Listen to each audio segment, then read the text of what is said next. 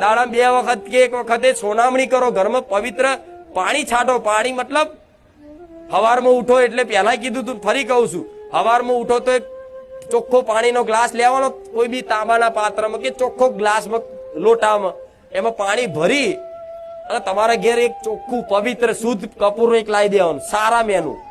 બજારમાં મળે સસ્તું નહીં, ભલે થોડું આવે પણ થોડું નાખવાનું, પણ સારા મેનું કપૂર લાવી અને એમાં ભભરાઈ નાખી આખા ઘરમાં છાંટી દો ને હવારમાં, એટલે તમારા ઘેર બધી જે ઉર્જા, નકારાત્મક ઉર્જાનો વાસ હોય એ આપોઆપ ભાગી જાય. તમારા ઘરમાં ના બેચેની લાગે, ના કકરાટ કંકાસ થાય, ના કોઈ એવી જબરી બીમારીઓ આવે. બધું જ આપે રૂપે, બધું ધીરે ધીરે ધીરે જેમ જેમ જેમ જેમ આ દિવસે કરતા જાય 6 મહિના થાય એટલે આપે રૂપે તમારા ઘરમાં કોક બે હવા આવે ને તમારા ઘેર, તો એને સ્વર્ગની અનુભૂતિ થાય, તમારા ઘેર શાંતિ લાગે છે. કે આ શું ખોટું? આજે મારી વસ્તીના ઘેર, આજે મારા બારેજા ધામમાં તમે આવો તો કેટલી શાંતિ લાગે છે. એનું કારણ આ છે.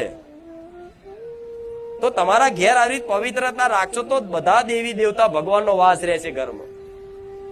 એવા સમયગાળામાં જેને જેને પાડ્યું છે ને, ભલે મજબૂરી હોય તો થોડી વેઠી લેવાની, છેલ્લા 3 દાડા તો વેઠો. જો છૂટ આપી દો તો શું કેવું, હવે છૂટ આપી દો તો તૈયાર જ હોય છે, હારું હેન્ડો આમે, પણ હું છૂટ નહીં આવતી. 3 દિવસ તો ફરજ